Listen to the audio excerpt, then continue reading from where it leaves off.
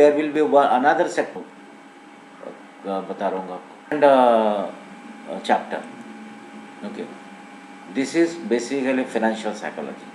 Now everybody knows that in the financial in the share market, greed and fear basically works. किसी भी book में आप देखोगे तो ग्रीड एंड फियर का ये गेम है ऐसा बताया गया है. You can take any book on the share market, trading or investment. So you'll see that greed and fear are the two emotions that plays a very important role in the share market. But many people do not understand there is another emotion, that is hope and boredom also. I have not written here boredom, but I have written hope. So hope is another psychological trait or psychological emotion that keeps your trade alive, and instead of losing 2000 you lose 20,000 because you are hoping that market will go up or fall down, whatever. If you have sold it, then you feel that market, and if you have sold it and market is going up, so then you will say that oh my god, why, what this is happening, and then you think that no, market नीचे आएगा, so you are hoping. So hope is another big emotion. So greed, fear and hope. Now when we trade in the market,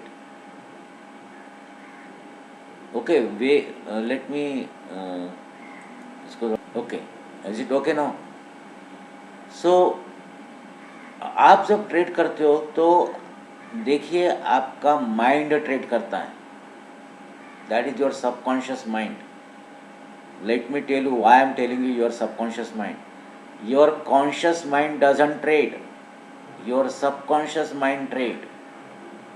Conscious mind तो कभी भी आपको अलग बताता है. Conscious mind बोलता है कि यार स्टॉप लॉस मेरा लेवल आ गया है, चलो निकल जाओ. लेकिन सबकॉन्शियस माइंड बोलता है कि नहीं, मुझे लॉस नहीं करना है.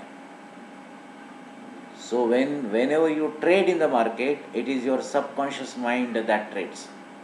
Now what exactly is the subconscious mind?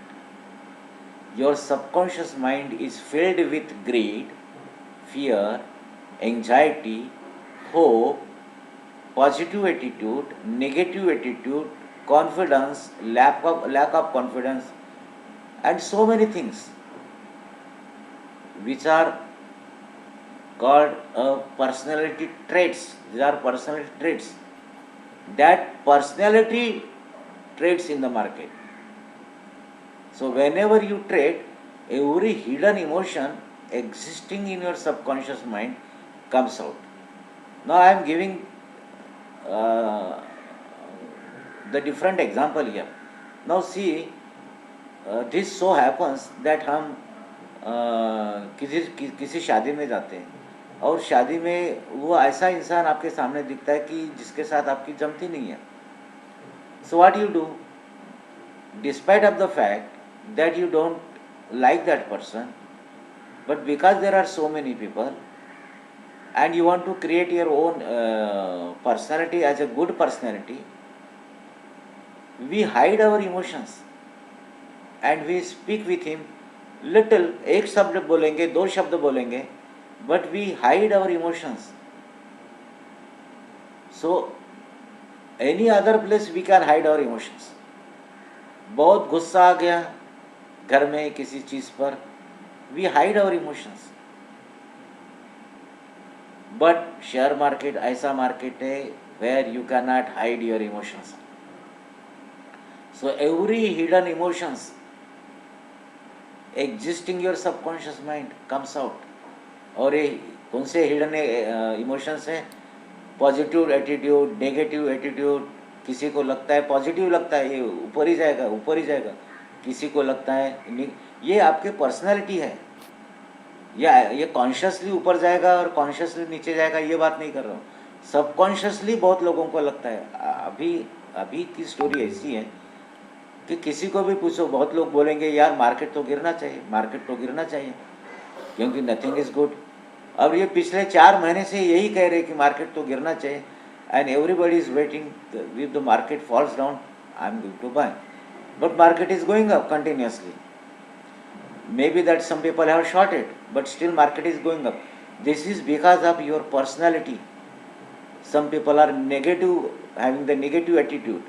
And I don't say negative attitude, I will say that market गिरेगा ऐसा लगता है उनको, या किसी को लगता है मार्केट ऊपर जाएगा. सो ऑलवेज रिमेंबर हमको ये हमारे एटीट्यूड से कुछ लेना देना नहीं है. लेना देना नहीं होना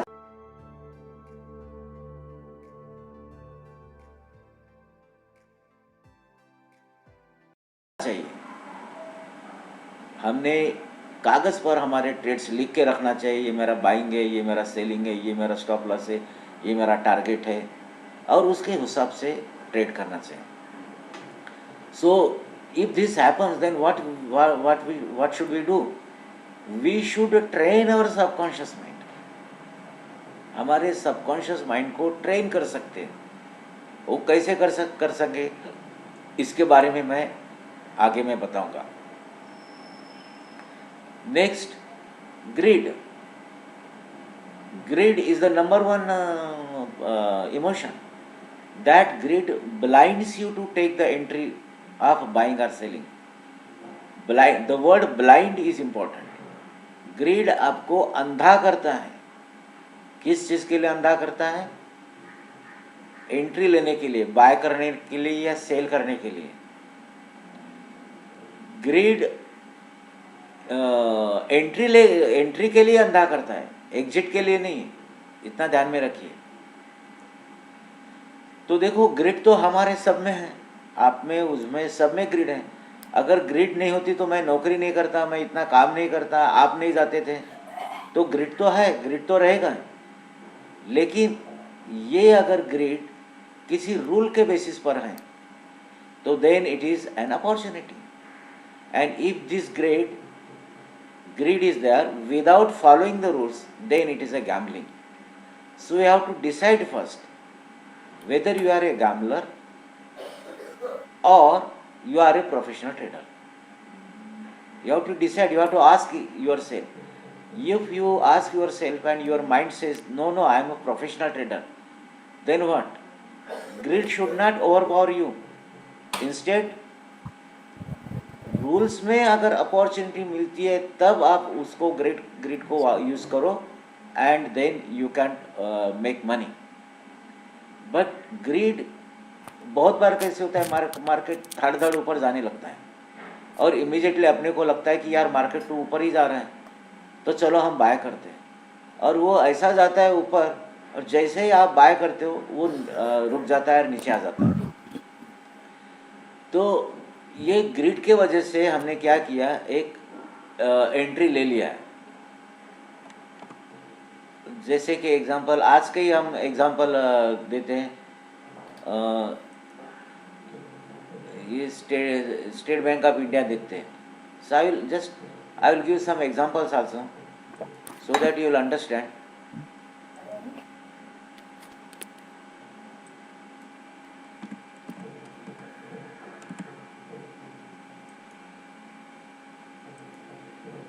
ये 10% ऊपर उठा था कल कंटिन्यूसली. पिछले 5-6 दिन में, 5-6 भी नहीं, 3-4 दिन में वो इतना ऊपर गया कि कुछ पूछो मत.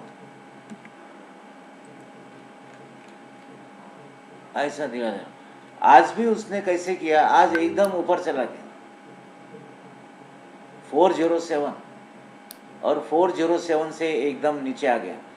तो ग्रिड के वजह से बहुत लोगों ने यहाँ पर पैसे गंवाए हैं. 9:09:44 में जैसे ऊपर गया, बहुत से स्मार्ट, जो खुद को स्मार्ट बोलते हैं, इन्होंने पैसा यहाँ लगाया बुलिश में. Then market has fallen. So यहाँ जो जिन्होंने बाय किया, some people have bought because of the grid. तो ग्रिड के वजह से हमारी तो टेक्निक ऐसी है कि 9:30 पौने 10 बजे तक जो मार्केट ऊपर जाता है, कॉन्ट्रारियन थ्योरी में हमने बहुत डिटेल में हम इसको एक्सप्लेन करते हैं. और वहाँ से 10 में से 8 ट्रेड्स गिरते हैं, अभी देखो क्या होता है। तो सो you should not take the trade based on the greed. There has to be some rules, और रूल्स में अगर दिखता है तो it is an opportunity, you can take the trade. So take as much time as you like for analysis. Analysis के लिए जितना time लेना है लीजिए. You have to observe the rules, इसके लिए जितना टाइम लेना है लीजिए. Before taking the initial trade, जब तक आपके पास में तीर है, मतलब तीर जब तक छूटा नहीं है तब तक वो आपके हाथ में है. पर एक बार तीर छूट गया तो आपके हाथ से निकल जाता है. फिर दो ही चीज़ है, एक तो लॉस करो या प्रॉफिट करो. लेकिन जब तक तीर तुम्हारे हाथ में, तब तक जितना एनालिसिस करना है उतना एनालिसिस करो. लेकिन ग्रिड के वजह से ट्रेड मत करो. I hope you understood the meaning of grid. Now hope, I have already explained you, hope without rule is again the gambling. मेरा कहना ऐसा ही है कि आप गैम्बलिंग मत कीजिए.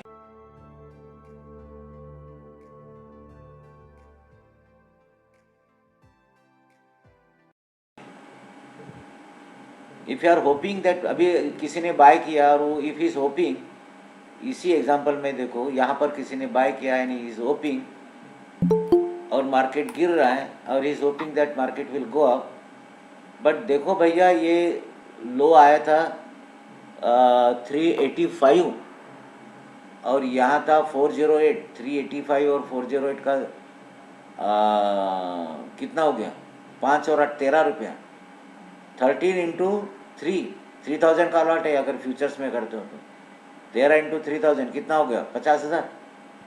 49,000, sorry 39,000. Is it A small amount? 40,000 का आप झटका खा पाओगे फ्यूचर्स में? It's a huge loss. It's a very huge loss, very big loss. So you have to be very clever. ये ट्रेडिंग करते वक्त ग्रिड, मैक्सिमम लोग ग्रिड के वजह से तो फंसते हैं. तो you should not give more value to the greed. हाँ, वो रूल के हिसाब से है तो आप कर सकते हो. और रूल के हिसाब से तो यहाँ सेलिंग है, हमारे रूल के हिसाब से सेलिंग है. कॉन्ट्रारियन थ्योरी में जो मैं सिखाता हूँ ना, ये सेलिंग है. सो fear blinds you to take the exit. जहाँ blinds, I am more important, placing more importance to the blind word पर. वो अंधा करता है fear. और fears कौन से रहते हैं? fear रहते हैं, fear with rules is opportunity. Rules के साथ आप fear है तो fear तो बुरी बात नहीं ना, वो तो चाहिए ना, fear तो चाहिए अगर अपने अगेंस्ट में जा रहा है. So that fear with rules is an opportunity for closing the trade. अब फियर कौन से आते हैं? Once the trade is taken, एक बार ट्रेड ले लिया कि the fear of profitable trade turning into losing trade is the number one fear. Profitable trade turning into the losing trade. बहुत लोगों को कैसे लगता है कि फियर तो तब आएगा तब मैं लॉस में रहूँगा. नो फ्रेंड्स, जब आप प्रॉफिट में रहोगे ना तो तब ज़्यादा एक्यूट फियर रहेगा, ज़्यादा एक्यूट रहेगा वो फियर. ज़्यादा क्या बोलेंगे उसको, एक्यूट को क्या बोलेंगे हिंदी में? ज़्यादा पावरफुल रहेगा. And losing trade will strike the panic. तो प्रॉफिट ट्रेड में भी फियर आएगा और लूजिंग ट्रेड हो गया तो पैनिक आ जाता है. अब पैनिक आ जाता है and we to square off the trade, remember price will either go up और गो डाउन.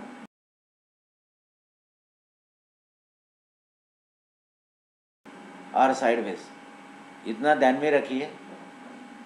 अभी आपको देखना है, क्या देखना है कि here you have to think as a chess player. Chess player क्या करता है?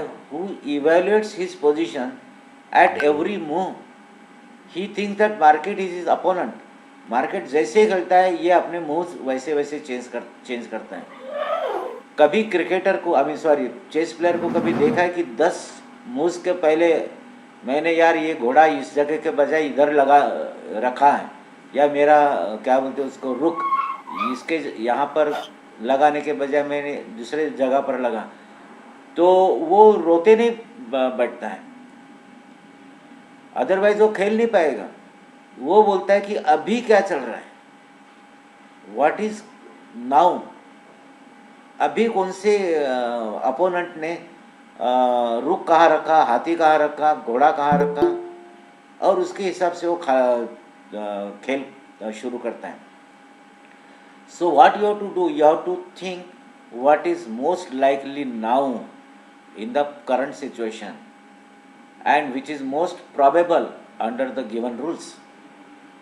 So fear के वजह से पैनिक क्रिएट करके क्लोज करने की भी ज़रूरत नहीं, और सबसे पहले तो प्रॉफिटेबल ट्रेड्स को इमीडिएटली क्लोज नहीं करने चाहिए, इसको हमको ट्रेल करना चाहिए.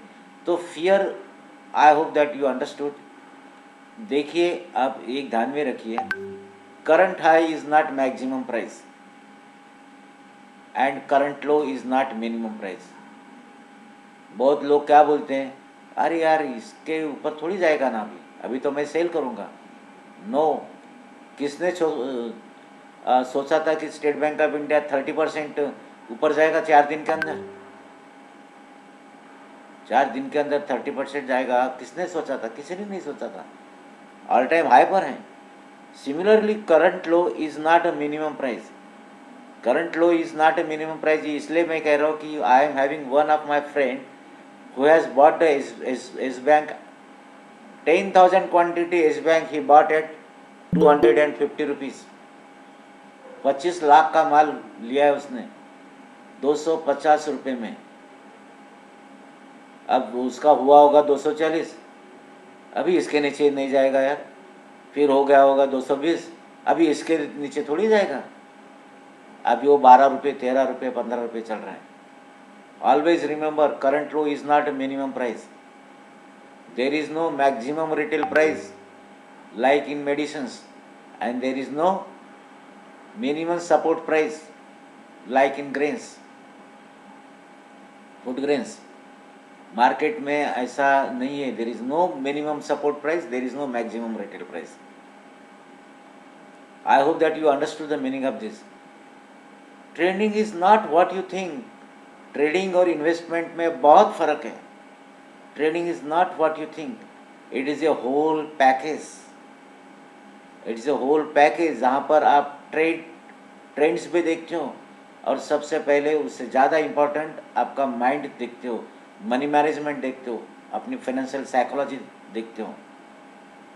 सो this is a whole package. I hope that you understood the meaning of whole package.